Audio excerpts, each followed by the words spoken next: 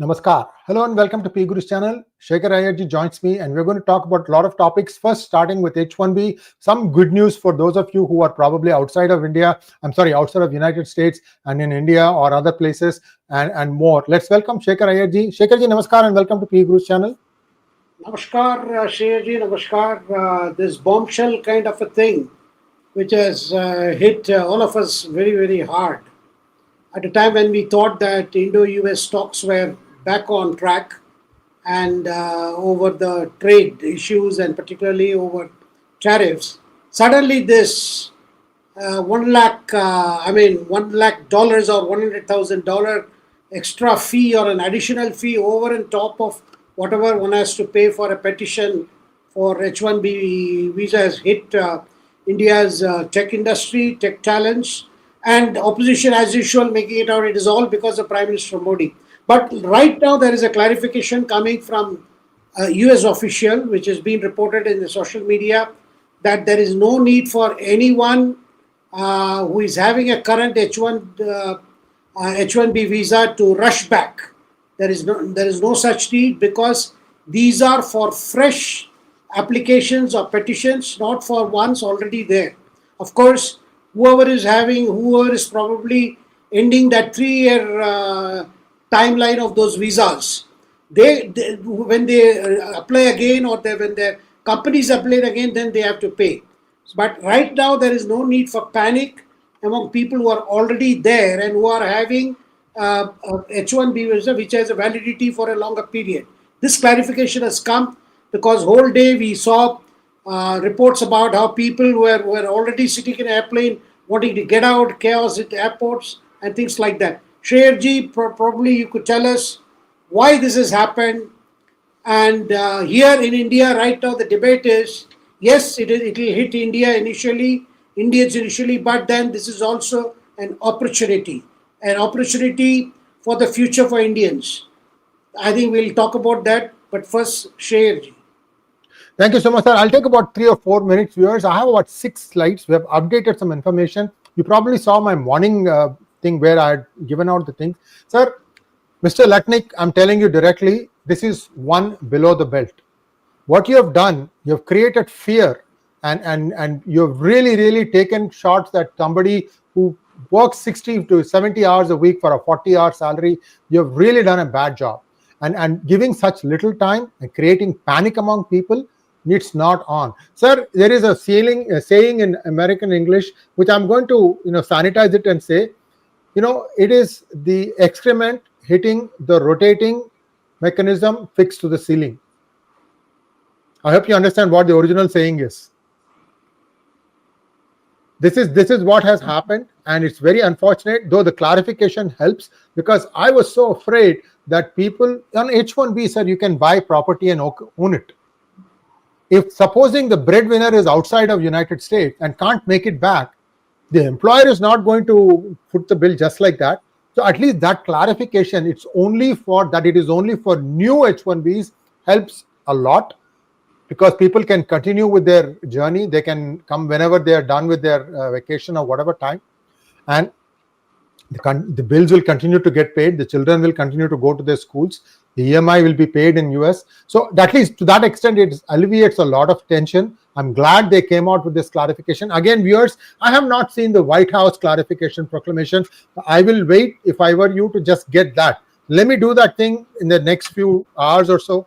I'll have an update later. Sir, I have a small slide deck to share with us, our viewers, because this gives you the latest and who is going to be affected. And this is what I wanted to share with all of us. So viewers, the fact is, this is H1B fees, $100,000 per year for new H1B applicants who might be coming to the United States after 21st of September 2025. So this is something that is new for the new ones. And who is affected? Those of you who are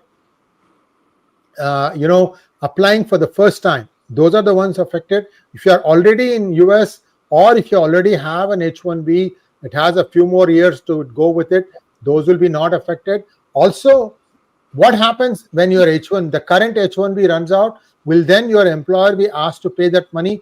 that probably will have to be clarified in the next days and weeks. So wait on that one, so don't assume it. At least for now, you can continue with your trip. You can come back whenever you can, and everything at least that proceeds in its own way. That's a big help. They are also coming out with a new plan called the Gold Card. What the Gold Card is, if you are an individual, this is applying for the first time, okay? Because if you're already an H1B, it doesn't apply. You may want to do this thing after that. If you have $1 million, and that is 8.7 crores, guys, we have done the math. Please don't tell me it is one digit of, it's 8.7 crores of rupees.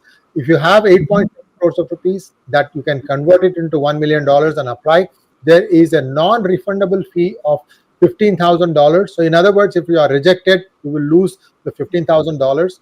How you can get $1 million in India, I don't know. You may have to get RBI permission. And let me ask you a bigger question. If you have 8.7 crores in India, why do you need to even work? Sir, I'm asking a rhetorical question, Shekhar-ji. If you have 8.7 crores money in India, why do you even have to work? So let me just, I have a couple more slides because the most important thing is coming. I hope you have liked this video. A lot of information being shared here. So if a corporate were to sponsor an individual, they can put $2 million, that is 17 crore rupees, and they can get you in. Both these things will get you a path to green card perhaps. There's another one called platinum card, where if you can put $5 million, that is 45 crores or something like that, you get a green card right away. These are all being done to try and drive down the deficit, $37 trillion deficit that US has run up. Because about 9 trillion of that is going to get reset in the next few weeks. People are jumping up and down, sir. How are they going to do it? Because a lot of things are going to fail.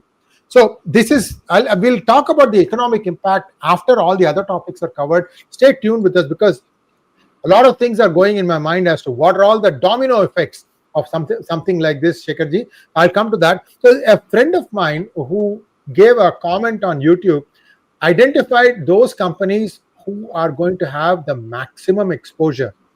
And this is a list. This is not verified. If you happen to be working for one of these companies, you can feel free to weigh in. This is what I'm publishing. It is not verified.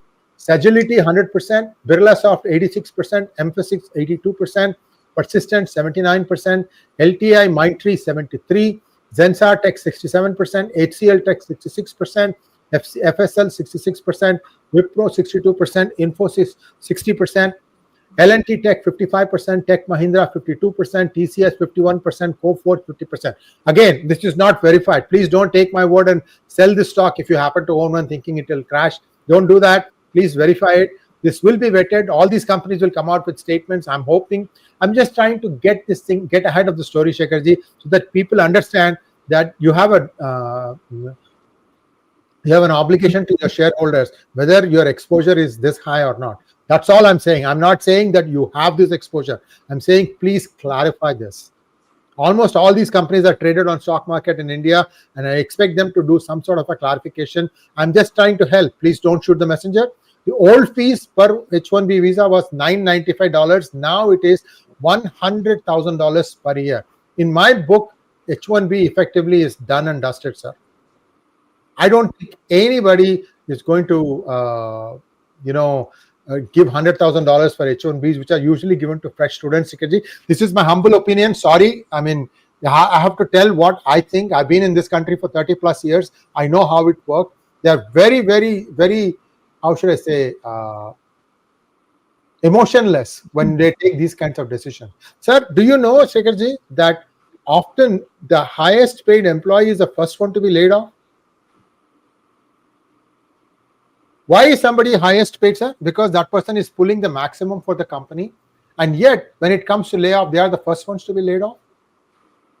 It's all dollars and cents. That's how America thinks. Viewers, this is the reality of this country. I just want you to be aware of that. Shekhar-ji, if you have any questions, please feel free. And then we can go to our Indian politics, sir. Yeah. No, before that, I thought we'll get some first things first. That, well, as you clarified, who is required to pay the fee? It's only new H1B petitions or for workers currently outside the US who are already not there. Second thing is, the other question that is coming up is, unless they apply for renewals or they are applying from abroad for fresh ones, they have to pay. Now, one question that is coming up is because the proclamation says there can be waivers for things that affect the US national interest. That has not been specified what is the US national interest, but the Department of Home Security can waive the fee for industries critical to US national interests. They could be defense contractors, essential healthcare workers, or STEM research workers. I believe there are a lot of Indians in this field. That's one. And it has been said repeatedly, as you also mentioned, that this is not a recurring annual fee, unless one is applying for a further thing. And this fee itself is a temporary and is set for a 12-month period. Yes. This is also. Now, question is, who benefits? Does America benefit from it?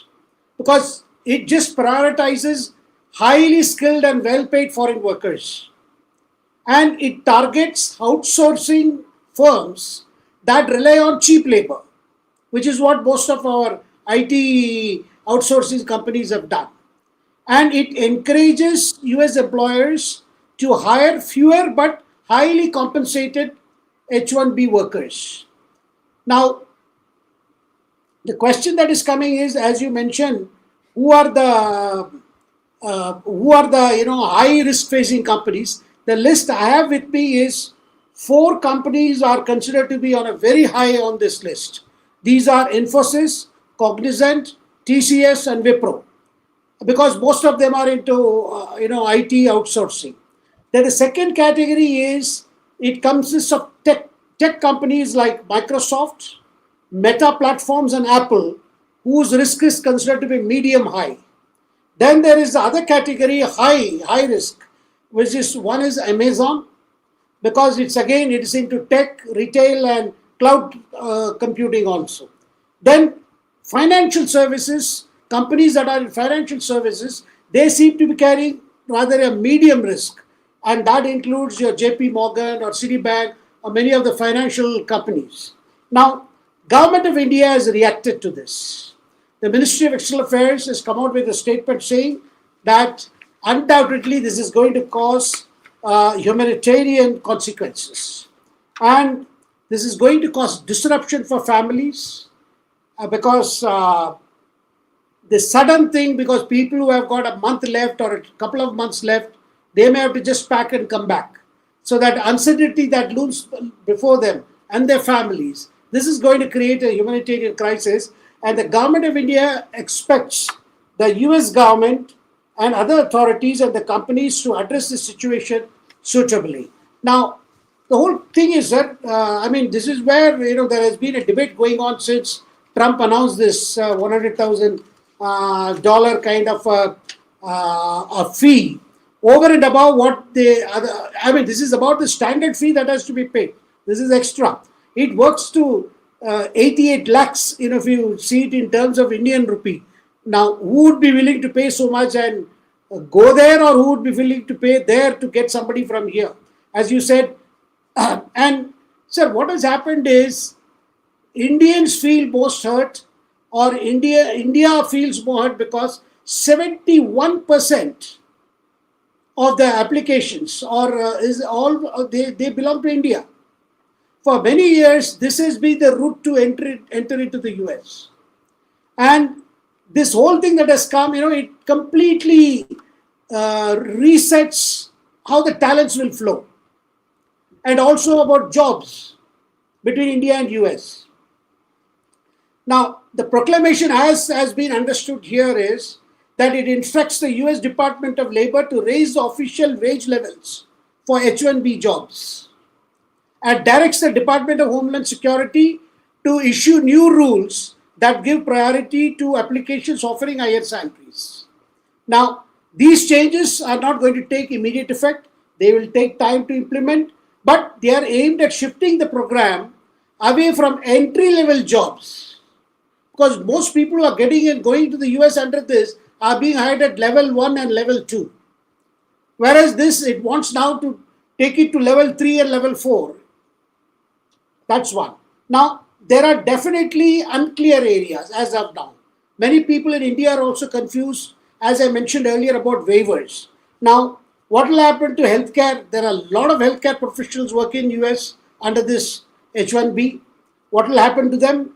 Will they be covered under this waiver? Because the work they do is seen to be in the US national interest.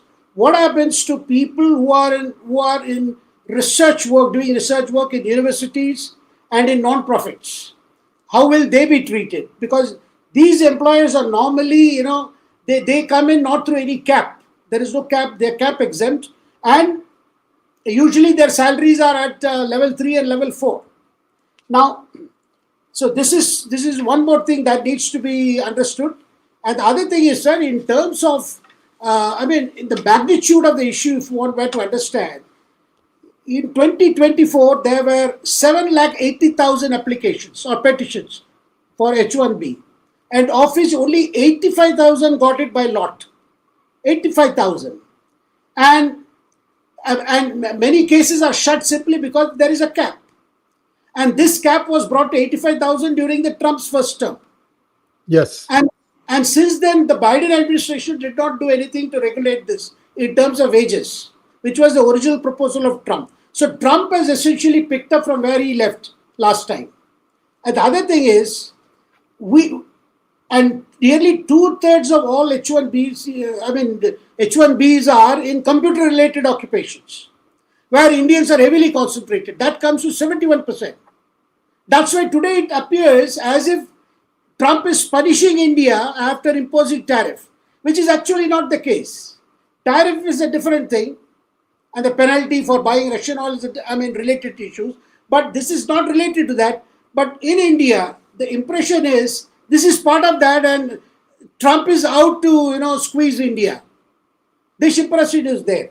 And now the question that people are asking is, how will it hurt America in the long run?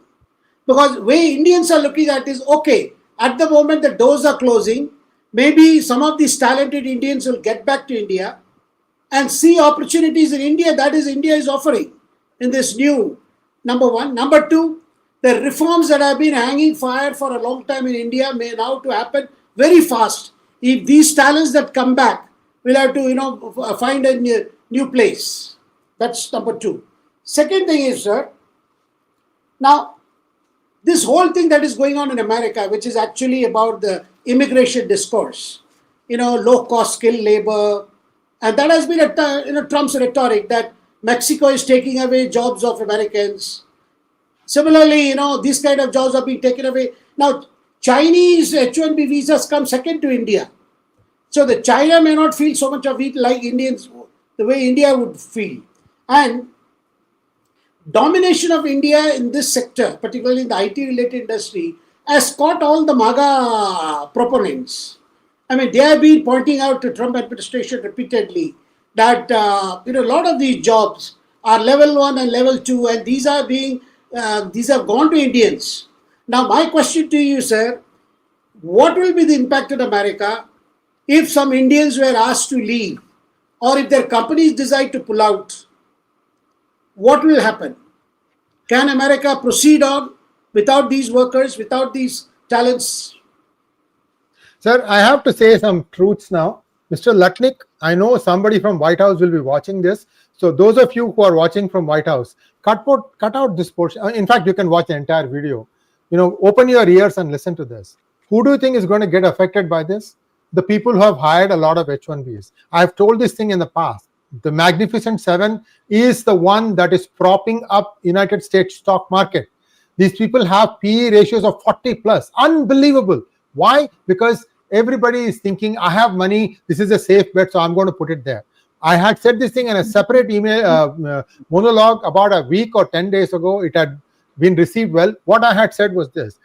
These companies try to hide their consultant people who are working 40 hours a week, which is a full-time job, but they don't count them as employees for the company. So what happens is, when you divide the revenue by the number of full-time employees, the per employee revenue looks very attractive. I'll give you an example. One of the companies I had calculated, it was showing $1.4 million revenue per employee. Shekharji, for if they are making $1.4 million per employee per year, 100,000 is just 10%, sir. It is worth it. However, what all these companies do is they do not show that 1 in 2 employees in all these companies are consultants. So if they really count it, then what happens is their revenue per employee comes down to a more realistic $720,000 a year. The other brick and mortar companies, I had compared with Procter and Gamble. Sir, Procter and Gamble is used in every household, sir.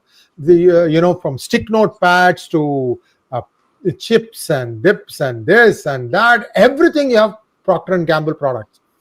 Their revenue per employee is only 770,000 because they are not using that many H1Bs.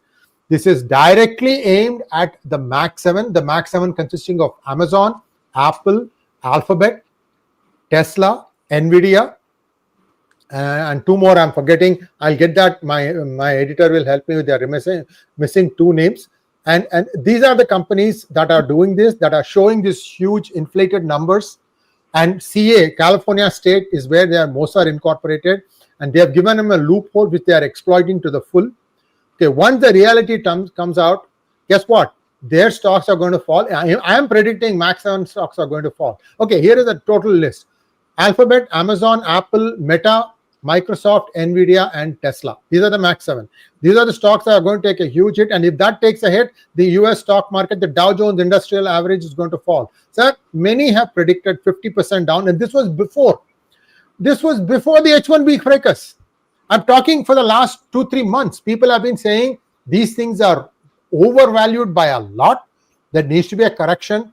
If the stock market's correct by 50%, Shekhar, people are going to feel poor because there are many people who are getting annuity income, where they are getting money from just dividends of many companies. Of these, as far as I know, Apple pays a little bit of dividend, and Alphabet pays a little bit of dividend. Microsoft pays a little bit of dividend. The others don't even pay a dividend, but they are owning that stock, and as it falls, they are going to offload that. So this becomes a panic selling. When that happens, it's going to affect everybody, including the MAGA, including all the rednecks who are saying that, all H1Bs must return. By the way, Charlie Kirk, the man who got assassinated, also said the same thing.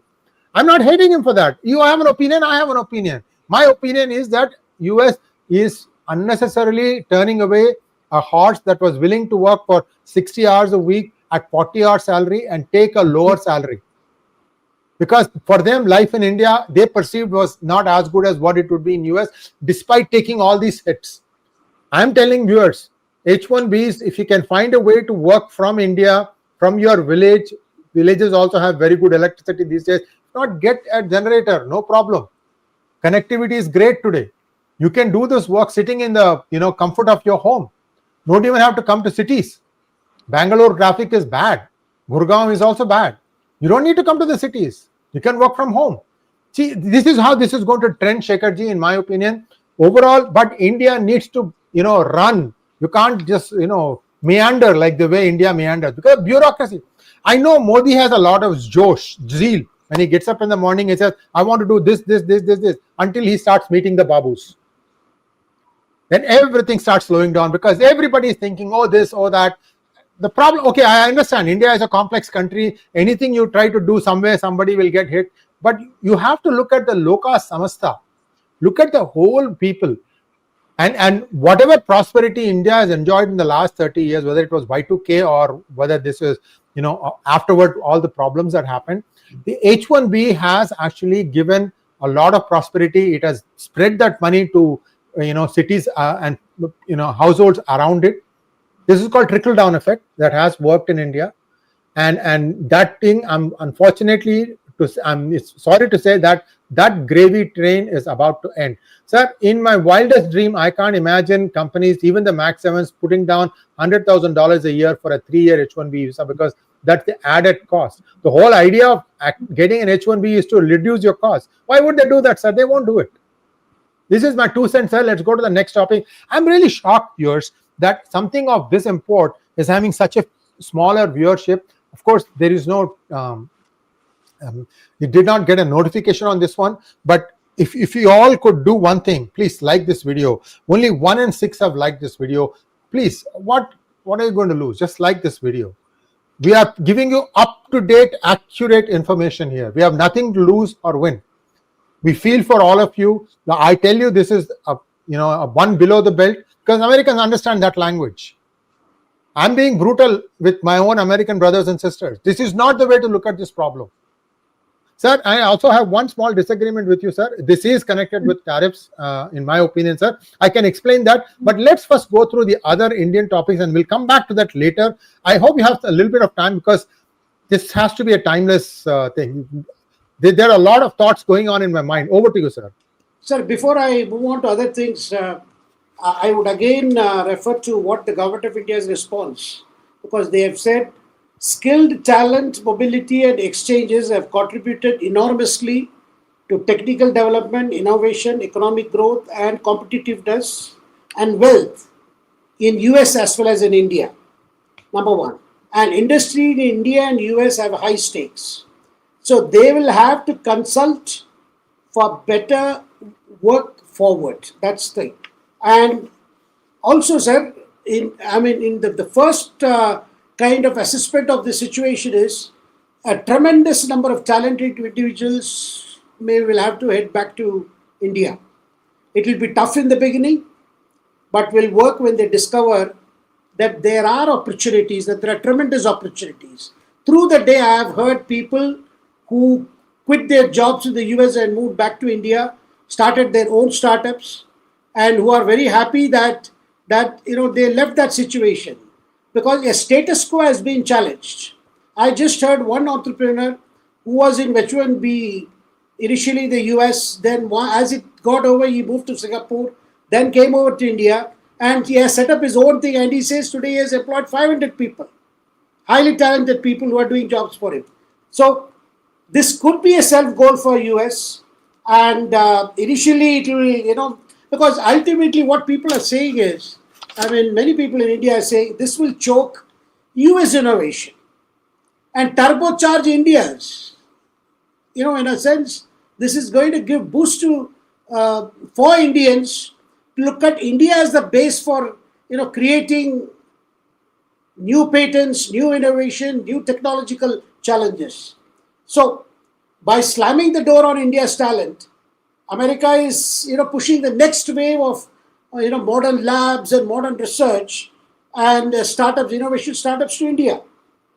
Of course, everyone chases the money, so sooner the better they realize what has happened. So this is the first thing, sir. But the political fallout, sir, right now is, since it has followed tariff, they are saying, look, what is all this birthday bash, happy birthday to each other. Trump called up Modi a few hours before the midnight. That has all gone up now. This is, of course, in that only this announcement came that the Commerce Minister 𝗏𝗏𝗏𝗏 Goyal is traveling to Washington to rather almost finalize the trade agreement. So that is there. So you heard Rahul Gandhi saying, I tweeted long ago that we have a weak PM who cannot deal with China, who cannot deal with America. And of course, the opposition is very happy, thinking that this is a problem has been created because of Prime Minister. Of course, there are others who say, whoever would have been the Prime Minister or not, that's a different thing. The Trump policies are intended to see that money flows back to America. So X, Y, Z, and nobody could have stopped it. This is the view. So now I come to the other one, sir, which is this. We have been hearing for a long time from the leader of the opposition about series of explosions he had planned. Figuratively, I hope, which was first he talked of a hydrogen bomb, first he talked of an atom bomb, then he talked of a hydrogen bomb. And the first atom bomb was supposed to be the central Bangalore Lok Sabha elections, where Rahul Gandhi made an allegation that 1 lakh votes of the Congress were transferred to BJP in connivance with the Election Commission. And he refused to give any further proof and saying, this is how Congress lost that seat. And subsequently, it became a battle of words with Rahul Gandhi saying that I'm not going to give any further proof. I'm not going to say anything. These are the allegations. I'll go on heaping allegations. If you ask me for an affidavit, why should I give you an affidavit? Now, sir, yesterday, he has come up with what is called, what was supposed to be a hydrogen bomb. It turned out to be laying the foundation for an hydrogen bomb. I don't know why Rahul is obsessed with all these things associated with violence and mass destruction. Yes, sir. Shekhar-ji, I think he has a bit of a confusion. Somebody wrote something and gave it to him on a piece of paper. And I think what that somebody wrote was hydrogen sulfide. And I think he forgot to read the sulfide part. People who know what hydrogen sulfide is, you can make your own conclusions. This is what I think. So this guy is nutcase. That's all I can say. And India has to deal with him appropriately. Come on now, even with the guiles and wiles of Modi, he's finding it difficult to, see how Trump zigs and zags. You think Rahul would have stood a chance? I shudder, sir. No, this is about an assembly constituency called Anand in Karnataka. And this refers to 2023 assembly elections. He said somebody checked into the electoral system and filed the application for deleting names. There were more than 6,000 such applications from one particular number. And therefore, and he called it from a booth, which he considered it Congress booth. Assuming that I don't think booths are marked as Congress booth or BJP booth or CPM. This shows you the depth of his knowledge, sir. Booths are booths where each booth is allotted to a particular area.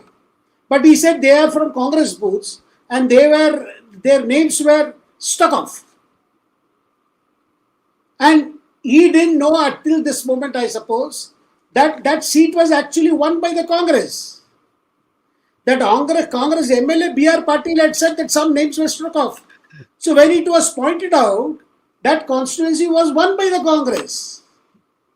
And Election Commission, and not from Delhi, but the Chief Electoral Officer of Karnataka, who is appointed by the Congress government in Karnataka, he came with a clarification that yes, there was this particular instance, and this started in December of 2022, and by February we realized that there were 6,118 applications, and it was by way of filing through the online Form 7, and only 24 found to be genuine. Rest were rejected. Rahul Gandhi made out that somebody is getting up at Brahma Muhurta at 4 a.m. and sending these applications to delete names. Just because somebody sends an application to delete name or add name, it doesn't get automatically done. After that, there follows a physical verification, examination of documents. That is how only 24 were accepted. So in February of 2023, even before the Karnataka Election Commission had filed a complaint with the police. Because he made out as if that Karnataka CID is investigating, Election Commission is not sharing document, he is protecting the people who try to hack into the system. And then the CEO of Karnataka further said that we have had meetings with the Superintendent of Police of Kalburgi. We have held several meetings. So there is it looked like a non-case. Because Election Commission says this is not something you have discovered something or you have come out which is somebody is trying to hide.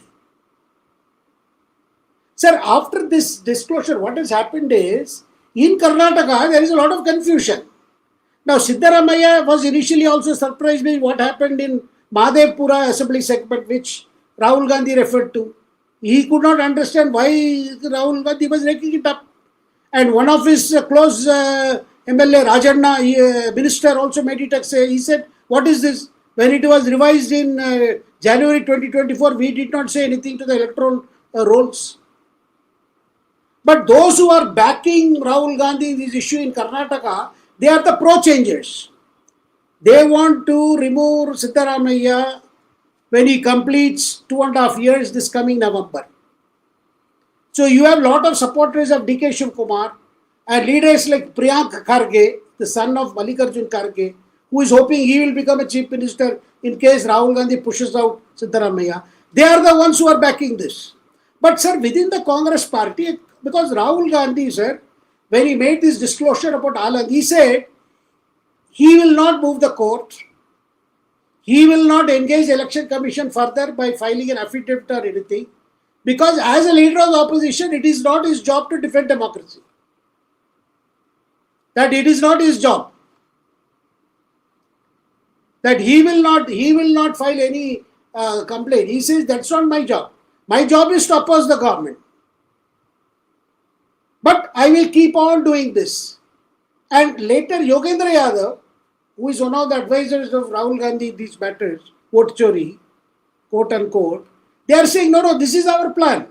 This is our toolkit approach. We won't go to court. We don't want education because we want a narrative. The narrative is there is a vote theft. That's why Congress is not able to win. That is why Rahul Gandhi is not able to succeed. Because the root problem is Congress under Rahul Gandhi is not able to win elections. According to a BJP leader, they have lost 90 elections. Therefore, because I cannot win this system, I must damn the system. I must bring bad name to the system. Now, sir, Congress leaders are a bit confused. Those who are hoping to get something from Rahul Gandhi, they are publicly supporting him. But there are many senior leaders who feel, so what is going to be Congress strategy? Will it fight elections in Bihar, Bengal, Assam, Tamil Nadu and Kerala? Or will they keep doing this? And unless we win, we'll say it is jinxed. Or it is manipulated. Now, this approach, what happens to our cadre? Will they work harder for elections? What happens to our invisible booth workers? Will they do their job or not? Sir. Thank you very much, sir. Viewers, I'm going to share with you a shorts that I recorded about 8-9 months ago, and look at how similar things, how truly things have turned out. Can we play the shorts now, please? क्या हैरानी है भाई, ये क्या परेशानी है? सिद्धू सामने से मार रहा, शिवू पीछे से मार रहा, मल्लिकार्जुन मियां, ये क्या हैरानी है भाई, ये क्या परेशानी है? सिद्धू सामने से मार रहा, शिवू पीछे से मार रहा. अब तुम लोग जाके पेसीएम बोल के सत्ते में तो आ गए, लेकिन अब लोग पूछ रहे भाई हमको तो तुम लोग एटीएम बना रहे, हर चीज के लिए ज्यादा भाव लगाओ. और मैं ये सुन रहा हूँ पेसीएम 40% ले रहे थे वो लोग बीजेपी वाले, अब तुम्हारे लोग जाके 50% ले रहे कहते. अब ये आहिंदा वाले यानी कि सिद्धू वाले इतना पैसा लेके कहाँ कर रहे हैं भाई? ऊपर से देखो तुम्हारे बेटे को प्रियंका को क्या दिए, उसको आईटी मिनिस्ट्री दिए. कौन मलाई दे सकता वहां पर? एमएनसी वाले ना 24 घंटे इलेक्ट्रिसिटी लेके 28 घंटे को पूछते और ऊपर से मलाई भी नहीं मिलता, रूल पूछते. अब कहाँ का भाई, कुछ तो करो, अब कुछ तो बदलाव करो. अपना बेटा कब बनेगा भाई सीएम? अब ऊपर से देखो, अब सिद्धू बोल रहा मेरा अहिंदा है, अहिंदा क्या है किसको भी नहीं मालूम, लेकिन सब लोग जाके उसको वोट डाल रहे हैं. अब शिवू बोल रहा वो कलीगा मेरा है, उन्हें जाके देवगौड़ा का एक बेटे को तो खत्म कर दिया वो सेक्स टेप ये वो करके, अब दूसरे को क्या करता किसको मालूम. लेकिन इन्हें सोच रहा मेरा ये 9% मेरे पास है, वो कलीगा का वोट मेरे पास है, उन्हें ऐसा सोच रहा. अब तुम्हारे लिए क्या है भाई? दलितों का वोट अभिंदा से कब निकालोगे वहां से, किसको मालूम कहां जाएंगे. ऊपर से ना अब सबके लिए मलाई की जरूरत है, मलाई कहां मिल रहा भाई? यही तो प्रॉब्लम है ना. अब एक काम तुम कर सकते क्या है, इन दोनों को झगड़ते रहने दो. एक दूसरे को मारेगा, उससे उसका दूसरा इसको तीर चलाएगा, इन्हें जाके उसको छुरी चलाएगा, कुछ भी है. ये दोनों एक से एक लड़ते रहेंगे. खामोशी से जाके फैमिली को बोल दो देखो मेरा बेटा तैयार है, इसको सीएम बनाओ, कोई गड़बड़ नहीं है, पूरे लोग मेरे साथ आएंगे. भूल के तो देखो जाने वाला क्या है ना. Sir, this came about a year ago, I think. Nothing has changed, sir. Sir, now there is one more thing. Since we are talking about Karnataka, this new caste survey which has been ordered at the instance I know, what madness. it has again created problem, because the earlier survey showed some dominant communities being less than dominant. And now what has happened is this survey and the format and the questionnaire have raised new questions. Now, Rahul Gandhi has ordered them to follow the Telangana model of survey. And this survey is to dump the junk the earlier one, which 𝙒𝙧𝙤𝙪 had got it done his first term. Now, the new survey said this is creating so much of problem because the kind of things they have included Brahmin Christians. I mean, the Christian has been categorized into a different category. Lingayats have been categorized into a different category. The whole idea is they feel to somehow show that various communities within the Hindu fold do not register themselves as Hindus. Now, obviously, many Hindu organizations are very upset. And this is beginning to backfire. Now I hear latest, T.K. Shivkumar now wants this survey to be postponed. This was to start from September 22nd.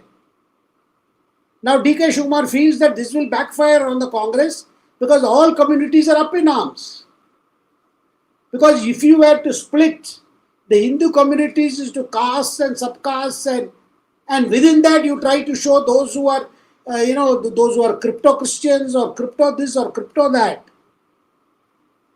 so that the statistics look so scattered that it is going to affect the quota that is supposed to follow this. So it's another storm that is brewing. And my gut feeling, sir, this vote Chori, this is actually adding to already the problems that are at the brim now in Karnataka. In a couple of months, we are going to see, the Karnataka leadership will be in a deep crisis. And Rahul, as usual, looks like he wants 𝙒𝙧𝙤𝙪𝙥𝙥 out and put D.K. Shivkumar there. And in which case, one can assume very well that the days of that government may be numbered. It may not be able to complete full term. That's one. So therefore, sir, because within the Congress party, they are unable to understand what is the strategy. Because Rahul Gandhi doesn't want to take it to logical end. He wants a narrative going. Then how do we fight elections? What do we do? And what happens now, given the state of affairs of the Congress in Kerala, suppose Pinarayi Vijayan makes a comeback for a third term and makes history? Who will they blame? Then who stole their cheese? Who stole their votes? As they say, who moved my cheese? So who moved my votes? Sir. Shekhar, just one small interruption, sir, because we go to the next topic. It's a very interesting discussion. I'm still surprised, viewers, what little is watching this show, you still have not pressed the like button. I know some of you have said you are unable to press the like button. I don't know. I tried doing it on my iPhone. It is working fine. So I don't know. If you could please try and like this video. Shekharji, there is a reason why I'm speaking in Hyderabadi to a Karnataka audience. And the reason is like this, sir. In the area around Kalaburgi, from where Mallikarjun Kharge comes from, and also Aurangabad and erstwhile Hyderabad. This is all, Nizam territory. This is where Hyderabadi is spoken, sir. Everybody understands, sir. So I hope you guys understand that this is not just limited to Hyderabad or to Telangana. It is spoken in Kulburgi area, Kalaburgi, I think, not Kulburgi. Kalaburgi as well as Aurangabad region. Everything that used to be Nizam's kingdom before. And it's a very colorful, flowery language. And it borrows liberally from all other languages. So there is some Marathi also sometimes. Pori and all is used very, very normally. So anyway, let's get to the next topic, sir. I hope you found it useful, because I see that this is something is never ending and they are in a downward spin. Now, who is the PWD minister in Karnataka, sir? I think it is D.K. Shivkumar, right? Yeah.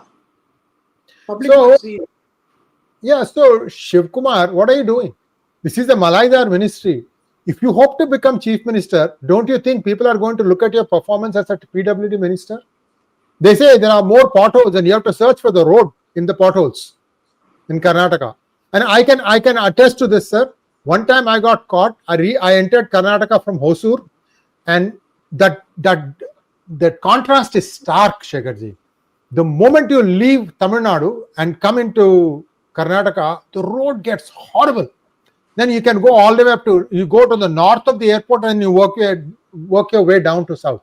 That's how that road goes. Horrible roads. So D.K. Shukman has not really covered himself in glory in his role as the PWD minister. First, he needs to fix that. And he's also for an unpleasant shock. He'll see that the 9% that he claims as Vokkaliga vote might actually be only 7%. This is what I'm hearing, sir. Over to you. Sir, a CEO recently said he wanted to shift out of Bengaluru because of potholes. Sir, well, Yes, sir. I think Why would they not? I think the politicians think there would have never been potholes if there had been no roads. Sir, I heard that Satish Jharkholi is the PWD minister, not Shiv Kumar. It doesn't matter, the roads are bad. Back to you, sir. So now we come to a topic that is quite agitating a lot of us here. That is announcement of a security pact between Pakistan and Saudi Arabia. After the September 9th attack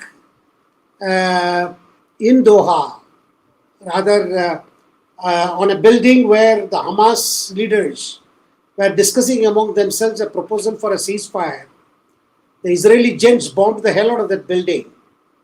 And nobody knows how many died, but it seems some of the top-ranking Hamas leaders were killed, though it has never been acknowledged. Now, after that, there has been a lot of a flurry of activity among Arab nations. So there was a summit of 40 Arab and Islamic nations who convened in Doha, and they called for a unified, a strategy to take care of this new development, where, because Qatar is a strongest American ally, it has the largest American military presence, yet it could not stop Israel from carrying out a precision strike, and in its capital city, Doha. So after that, I was told there were several proposals for there is a need for all these Arab countries as well as other Islamic countries to go for a joint Arab force. And Pakistan apparently, advocated for a Arab Islamic NATO kind of setup. Now, after that, on September 17th, this was on September 9th, on September 17th, it was announced that Saudi Arabia and Pakistan have signed a pact which specifically says, pledging one another that any attack on one country would be deemed as an attack on the other. And the agreement was signed between the Pakistan Prime Minister Shehbaz Sharif and the Crown Prince Mohammed bin Salman. Now, the concern here is because this is coming soon after Operation Sindoor, which was between May 7th and 10th, where India, caused a heavy damage to Pakistan's terror infrastructure as well as to the military bases. Now, should India be concerned by this kind of an agreement? Does it mean Saudi Arabia will get into this India-Pakistan conflict of the future? These are the questions that are coming, and the government of India's response is also, yes, there are some areas of concern, and we will be seeking some clarity from Saudi Arabia, because Saudi Arabia is one of India's most strong economic partner. Saudis have invested heavily in India. In fact, they have even invested on their strategic oil wells in India, where they are keeping their reserve in India.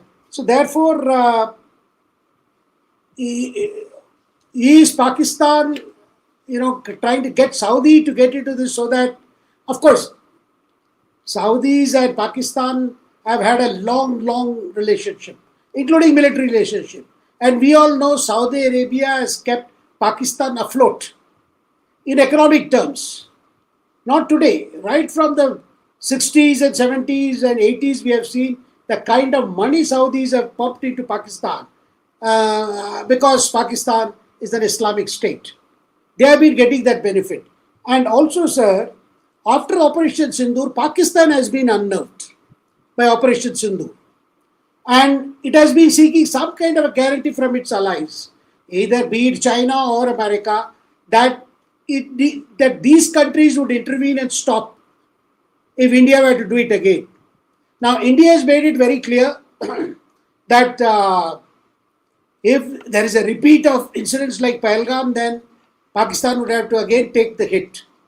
Now, incidentally, after Pakistan ministers commented on this pact, saying that Pakistan would be providing its nuclear arsenal or making available the nuclear arsenal to these Islamic countries, neither the US nor Israel have commented on this.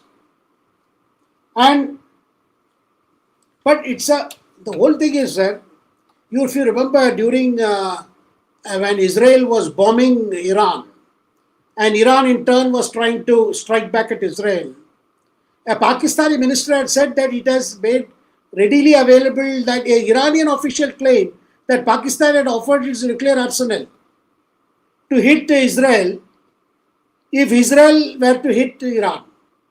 Subsequent to that, there was strong denial from Pakistan. No such statement or no such assurance has been given. Now, before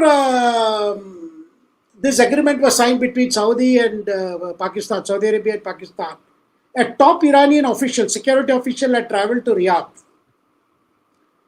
It is believed that Saudi Arabia had apparently taken Iran into confidence. This is believed because Pakistan's nuclear arsenal to be available to Saudi Arabia would be a matter of worry for Israel.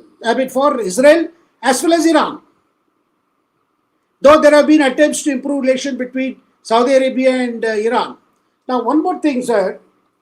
This Pakistan, because a lot of us have been asking questions, is it something new? Is this something that's going to pose a new danger to India? Well, on personal level, Prime Minister Modi and Saudi Crown Prince, have excellent relationship. I mentioned about huge investment by Saudi Arabia in India. Saudi companies, even royal families have invested heavily in India on many projects. That's one. Second thing, sir, as far as this so-called military alliance between Saudi Arabia and Pakistan, we have to remember, sir, this has been on since 1967. And after 1979, when the Grand Mosque in Saudi Arabia was seized in Mecca, after that, Pakistan Special Forces were sent to aid Saudi troops to free that place in retaking that mosque. In 1982, sir, Pakistan formally began training Saudi forces. And during the 80s and during the late 80s, and say up to even to the end of 90s, Pakistani troop presence were anywhere between 20,000 to 30,000 troops were present in Saudi Arabia. Today, I am told there are anywhere between 1,500 to 2,000, and many of the personal security establishment in Saudi Arabia, in the sense those who are protecting the royal family and their extended family, that contingent includes a lot of Pakistani troopers. So, therefore, this is, and the latest thing seemed to be, this is what reports are coming to Delhi, is a lot to do with Saudis wanting to launch an offensive to get rid of Houthi rebels in Yemen. And they are probably seeking Pakistan's military involvement in that Pakistani troops would go to Saudi Arabia and fight on its borders with Yemen. In other words, Saudi is willing to pay for Pakistani lives who would fight Saudi Arabia's battle against Yemen, against the Houthi rebels, who are in any case being targeted both by US, by UK and Israel. Sir. Thank you, sir. My information is that 25,000 troops have already on their way or they've reached Saudi Arabia, and the remuneration is 3,000 dinars per soldier. You can multiply whatever the number is with for rupee conversion or dollar conversion to understand. This is the deal that Saudis have signed. And I'm going to give one unasked for advice to Indian origin people working in Saudi Arabia. If I were you, I would start seeking employment elsewhere. After all, you are just getting a contract for so many years. If I were you, I would start seeking employment elsewhere. There are new avenues opening up. You need to do a little bit of research, because if 500,000 jobs are going to be required by Japan, what kind of a background, how do you go about applying for those? Please do your research. And I'm saying it in all seriousness. This because Israel is one kind of a risk, but Taiwan and Japan are, well, Taiwan also is, so that's a different kind of risk. There is going to be risk, but Kingdom of Saudi Arabia, you will have, there is a backlash that happens every time India will act against Pakistan, and India is going to act against Pakistan, perhaps even against Bangladesh, because this pressure cooker of hatred for India and Hinduism has not diminished. If anything, they have increased. So this is going to happen. So viewers, again, Bhavishwani, unasked for advice. Please look for some other place to move yourself, not in Middle East. You can be in Israel. Israel will take care of you. Or try and see if you can go to Taiwan or Japan, or stay back in India. Come back in India. You have a great life in India. Sir, over to you, sir. I know I got a little bit off the script here. There's one more topic to cover, which is Vijay versus DMK. It's a very interesting topic. Again, request to all of you who have not already liked this video to please like this video. And let's go to that one, sir. Over to you. Well, sir, what we initially thought as a prop of the DMK, the Tamil rhetoric is now actually beginning to be a problem for the DMK. Because we have seen for second Saturday today, actor Vijay hit the roads in Nagapattinam district. And the kind of crowds he drew today has really started worrying the DMK leaders. Because earlier it was in the Tiruchi belt. He went up to Ariyalur, he went that he could not go to Perambalur. And the kind of restrictions that are being imposed by the DMK administration, they are not letting him hold meetings. They are not letting him address, they are giving time restrictions. And he has also been saying that his meetings are disturbed. Sometimes power is cut off. And the fact that now the DMK ministers are forced to speak out against Vijay. Earlier, they used to be very mild in reaction because they didn't want to antagonize his fan base. But the way he has been drawing crowds, it has been worrying the DMK leadership. So are we going to see that something which many thought had a tacit understanding of the DMK in actor Vijay coming out and launching a political party in a bid to divide the opposition votes? Now, question that is looming large today, sir, the kind of reception he is getting, be it in the Tiruchi belt, now in Tanjavur belt, and he moves on to southern districts, he may, instead of splitting votes, he could end up damaging the DMK much more, particularly in southern districts. This feedback started coming, and the phenomenon of his drawing crowds is reminding people about Jayalalitha as well as MGR.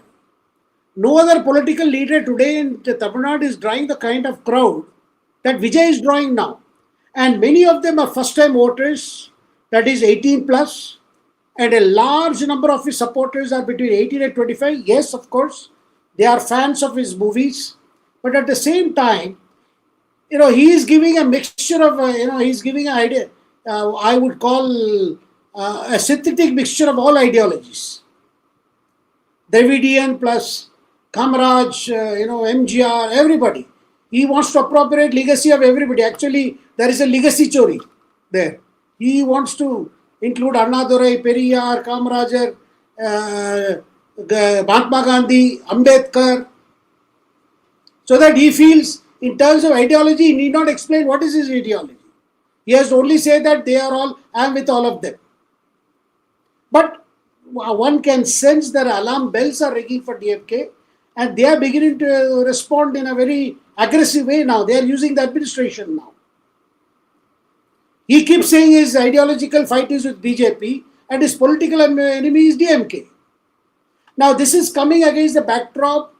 EPS has also, his yatra has been going on. He has been drawing crowds. And last week he was in Delhi. He met up with Home Minister Amit Shah. And after that, sir, a lot of clarity has come in the alliance, I would say, because simultaneously there was a Chintan Baitak. I mean, the brainstorming session of BJP leaders of Tamil Nadu near Chennai in Mahabalipuram, at the OMR road. And there things are getting clear that they have to fight these elections as part of the alliance. They have to fight hard. They have to bring up issues against the DMK. And they have to work to project this alliance, the NDA alliance in Tamil Nadu under the leadership of EPS. Now, this is coming more clear. Whether Annamalai is half-hearted in this or not in this is another issue. Because he has also been making statement to say that he is committed to the central party's decision to project the NDA under EPS leadership.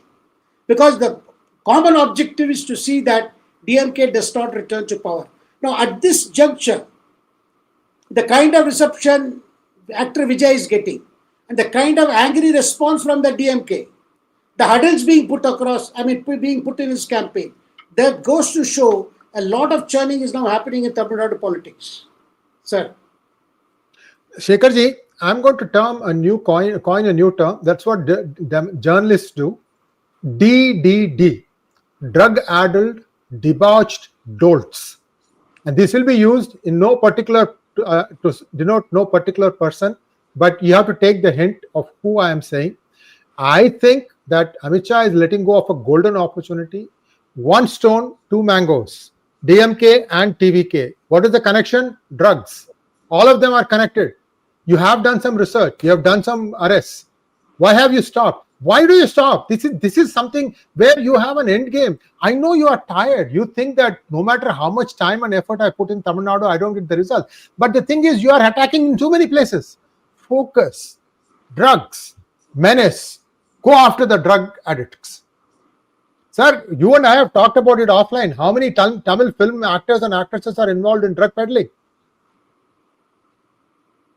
Indeed. Viewers, I'm telling you in all seriousness, Amit Shah ji, please, you have a golden bird in your hand. You can hit two mangoes with one stone.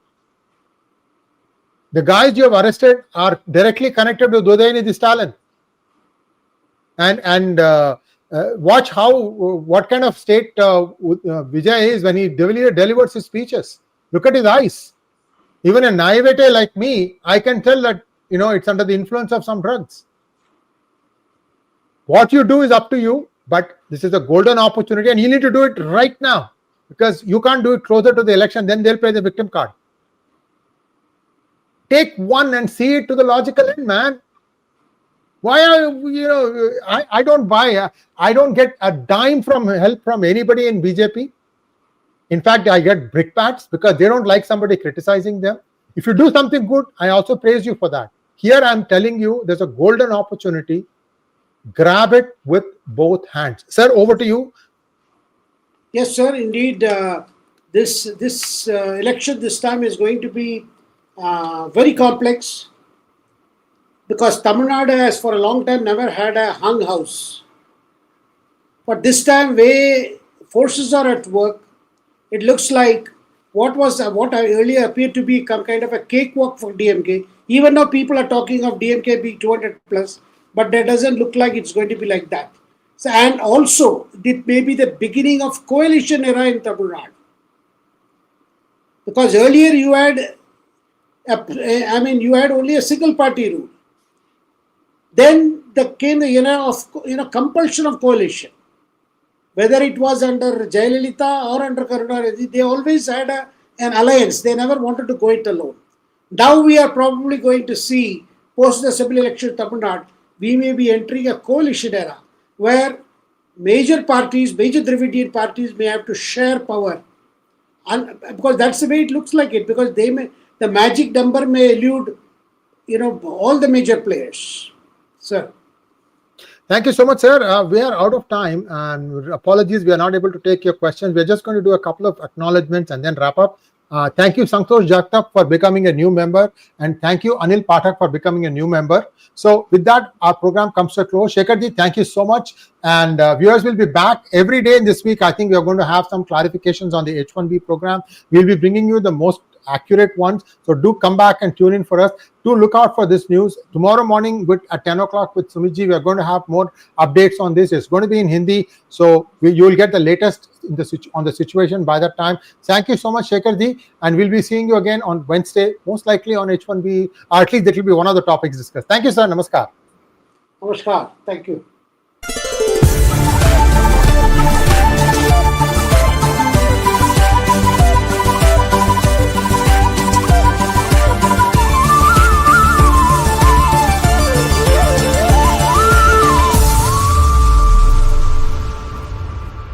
Thank you.